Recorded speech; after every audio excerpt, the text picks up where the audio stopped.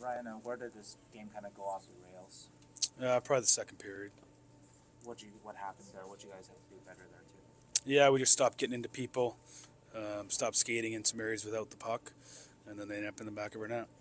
Do you feel like this team kind of got a little shell shocked? I mean, Jake Woman talked about their pushback. Do you feel like it kind of was just, I don't know if you want to say you guys are expecting less of a pushback, but just what happened with that pushback and the reaction from the team? I mean, they're one of the best teams in the league. If not the best team, they won a Stanley Cup. They're probably going to be right there again. They just come at you and they come at you. It doesn't matter the score. That's how they play. They have a great identity to their team. They're big. They're fast. They get on you. We knew it was going to be needed a 60-minute effort, and we gave about 20-minute effort. You guys were very physical and seemed on top of them. It was pretty back and forth in the first period. Is that the style you want to see over a consistent 60 minutes there? Yes. What happened? Like, it seemed like you guys kind of gave in there in the second period. So just kind of what happened there between the first and the second? Yeah, I think we fan on a puck at the blue line. They go on a breakaway, and that goal really took the wind out of our sails. It deflated us a little bit, or a lot, really. And then we just couldn't recover from there. Had a couple looks, but again, we just give up lines too easily. We don't play through people. We don't track hard enough in certain areas. Against that type of team, they are going to make you pay, and they did that tonight. So, Ryan, how much of a concern is 13 goals in the last 2 games? A major concern. Ryan, is this team still learning how hard it is? You mentioned Yeah. the Panthers, how hard it is to keep up with that team, a team like that for 60 minutes. For sure, that's the top of the top right there, and I think we are working hard, but we don't even have a clue how hard you have to work to win in this league consistently. How would you evaluate your goalies tonight? Yeah, I thought both of them, looked a little shaky at times. And would you say after this performance, this is the low point of the season for you guys at this point? Yeah, I mean, obviously that one stings.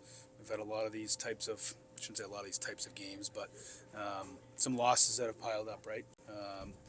Again, the first period, we know we can do it. It's not like we haven't been able to do it, put games together and win some hockey games and be in games.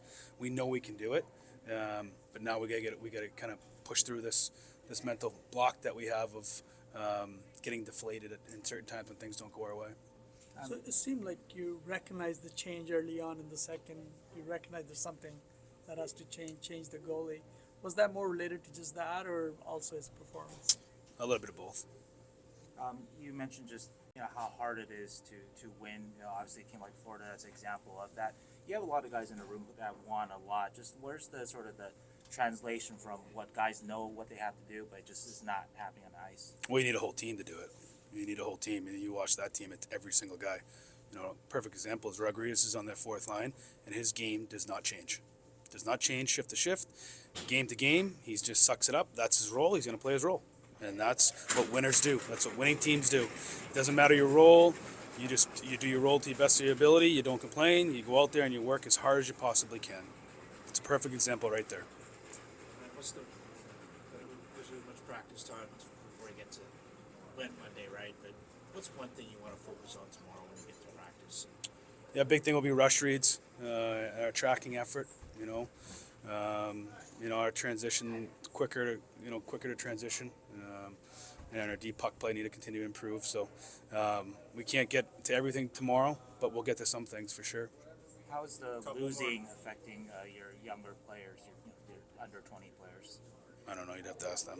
If there is any positive tonight, the top line being +1 at a night like that, something to thank you. No, I don't know. I don't really care about the stat sheet. I care about the scores at the end of the game. I want to see what our process looks like and how we play for 3 periods. Again, I thought we had a pretty strong first period. Unfortunately, we're down 3-2 going into the second. But again, I think the positive would be is we know what our game looks like. We have an identity. We just don't get to it enough, and we don't do it consistently. And that's been kind of, I sound like a broken record here. But that just, again, comes back to how hard it is to do it. And it's hard. It is extremely hard. No one's saying it's easy, but if you're a competitor and you want to win, you have to do it. You have to do it each and every night. But what looks so different for the top line? It seemed like they were clicking, everything was pretty normal when they were on, but not same for the other lines.